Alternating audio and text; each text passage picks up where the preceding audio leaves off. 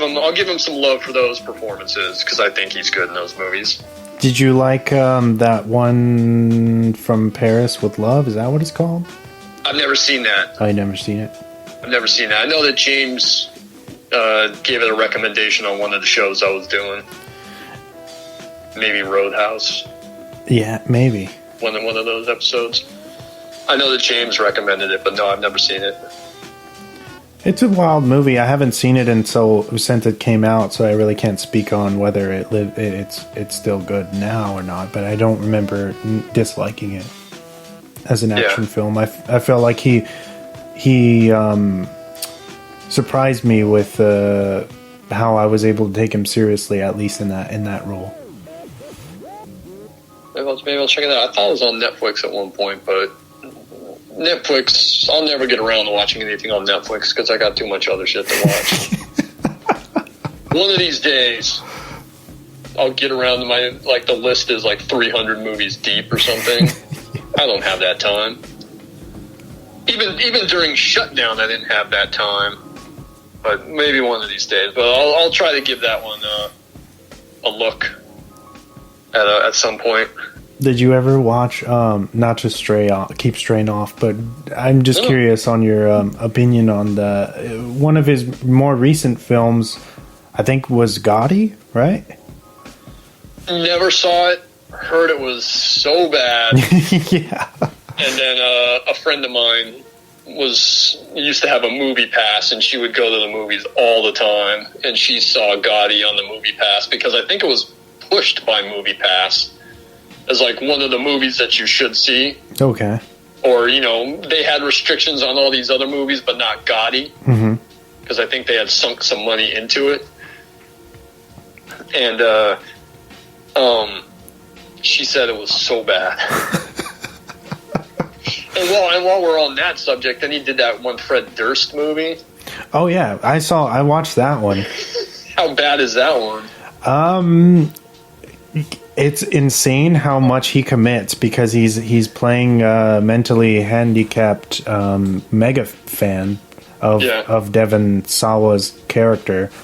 So it's just very bizarre because it's fucking John Travolta committing so hard to this role. And I mean, for what it is, he's good in it. But it is very much like a weird B movie. It's fun, but I'm not gonna say oh, you know what I mean? You got to know what you're getting into when you put that on. Well, I wouldn't expect a classy project from Fred Durst. I mean, from it being obviously his directorial debut, it looks fine. It's not, you know what I mean? It's shot coherently. The story's there. It's very basic in nature, but everything's fine. Travolta, it's just I feel like just what he does in the film makes it worth the watch. You know what I mean? Because of who he is and the fact that they got him to do this and promote the film so hard. It's amazing. Well, I think on Blank Check when they were talking about either Michael or Lucky Numbers kind of said that Travolta seems to commit no matter what. Yeah. And he's always out there promoting it like it was the greatest movie he's ever made. So I'm guessing, if you make a movie with Travolta, no matter how bad it is, it'll get some kind of recognition because he's going to promote it for you. Oh, we missed. We forgot about, and I know you hate this version, but he is the villain, the big bad in Thomas Jane's Punisher. That's right. Which was 2004, I think. Or 2003. That's right. Yeah, but there's never been a good Punisher movie anyhow.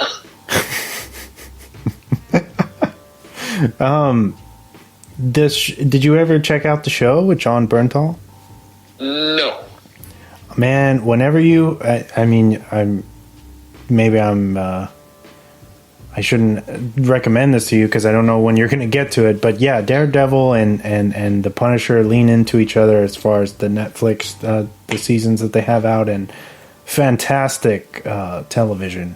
You know, I've heard that both those shows were solid. Yeah, I think that's Excuse me. those seasons are better than most of the movies and everything that's out. You know what I mean? Yeah. Okay. I have heard that the John Bernthal Punisher show was better than any of those movies. Yeah. I mean, it's not that hard to be a better movie than Daredevil, though. Yeah, Daredevil is pretty bad. I will give some love to Colin Farrell, though. He knows exactly what he's doing in that movie. He knows exactly what type of movie he's in. Oh, as Bullseye? Yeah. I was just thinking, that's hilarious that you brought him up, because I just had the vision of him like as Bullseye in my head. Yeah, he committed to that fucking role. That's for sure. Other than that movie is dog shit. Yeah, I can't believe what was it Roger Ebert gave it 2 thumbs up. I can't fucking believe it. Yeah, like Roper, I think Roper was in on that too. I remember seeing that and they're like, oh yeah, 2 thumbs up, and I'm thinking, what the fuck? I'd have to check to see if Roper gave it a thumbs up. I thought the newspaper ad had 2 thumbs up, which is what it would be if both of them agreed. Yeah. I'll have to check, but yeah. Ebert was weird. Ebert was a populist sometimes. Uh-huh. Where it could be a total trashy movie and he loved it. But it's... wow. I can't believe that he loved Daredevil. Well, I don't even think, like, you can like a exploitation film or find it fun, you know what I mean? Like, that's not a bad thing all the time, but just Daredevil was just a huge misstep. Like, any way that you look at it, it's just dog shit, you know? Yeah. I don't know. Bad movie. Like when they're, I always remember when he's Ben Affleck is fighting with what's her fucking name? With Jennifer Garner. Yeah, Elektra in the playground, and it's like so staged, like the clear choreography. It's like, what is going on? It always boggles my mind when I meet someone who says that they liked that movie. And we're getting further and further off topic, but I don't know why that looks so bad, because Jennifer Garner was good on Alias, and she had a lot of great fight scenes on that show. Yeah. So the choreography could have been a lot better in Daredevil. Yeah, I don't know. That's, like I said, it's just very bizarre. Everything surrounding how bad that movie is. And then I think the same guy ended up doing Ghost Rider too. The same director. Who knows? Who cares? Those shitty movies. Ghost Rider's terrible. It's both of them. I can't believe that they got a 3D sequel made somehow with Nick Cage. Yeah, and Nick Cage was clearly past his prime at that point. So let's get back to Get Shorty. All right, let's do it. That little detour into shitty comic book movies. Yeah, sorry. I kind of I fueled that a bit. No, it's all good.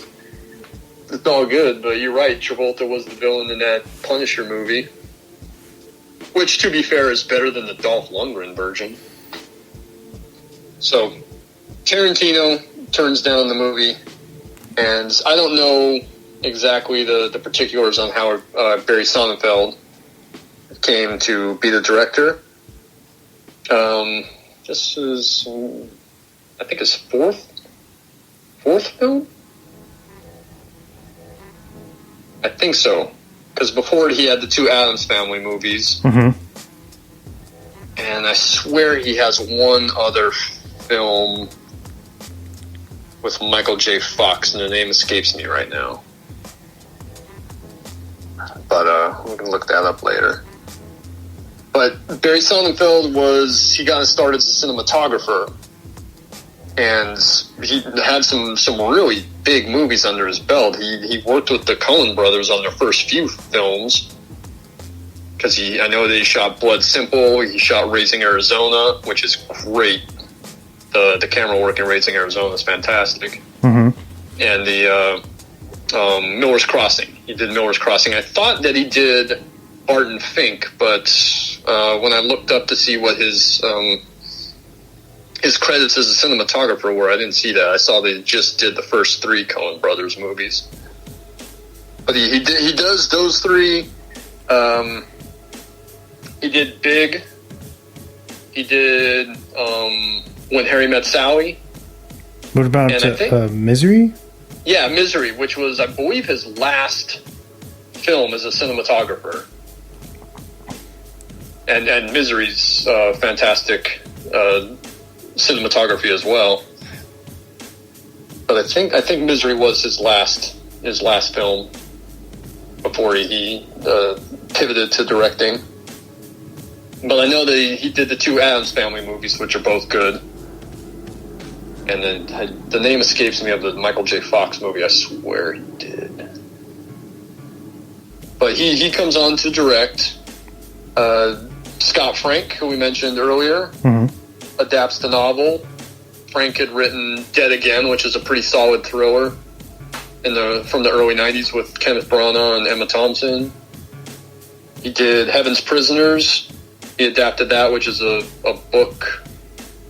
I want to say James Lee Burke wrote the novel, and Alec Baldwin is in the movie. That's a pretty decent flick. And then he goes on after Get Shorty to write Minority Report for Steven Spielberg, which is good, very good. I should mention, very good movie. And then writes The Wolverine, writes Logan, which I believe he got an Oscar nomination for Logan. If I'm remembering correctly. And I heard this at some point. I couldn't verify it right away. I heard at some point in time that he had done some uncredited work on Saving Private Ryan.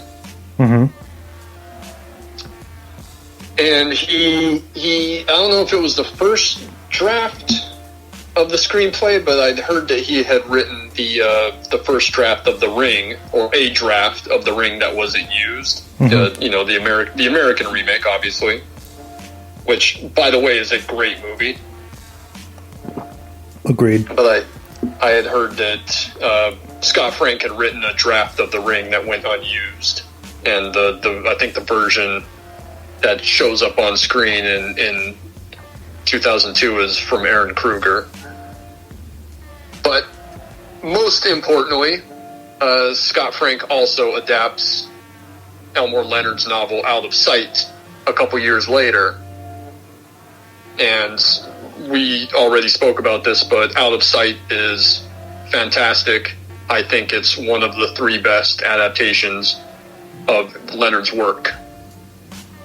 And it's funny to think that three perfect adaptations, film-wise at least, were written by 2 people. Because Scott Frank wrote 2 of them. And then Tarantino, obviously. So Scott Frank is the screenwriter on this, mainly known as screenwriter, but because I want to shout it out, he also wrote and directed The Lookout, which you guys covered on the show. Yeah, I love it. Love that movie. Yeah, it's a good movie. And then adapted from a novel, really, I think, crazy underrated, really nasty piece of noir called A Walk Among the Tombstones with Liam Neeson, which I've seen it a bunch of times. It's pretty gritty, but I think it's so underrated. I don't think it made any money at all. But that's one of the best, at least new noirish movies that I've seen in a long time. And I know that's adapted from a novel, so I can't give Scott Frank 100% of the credit.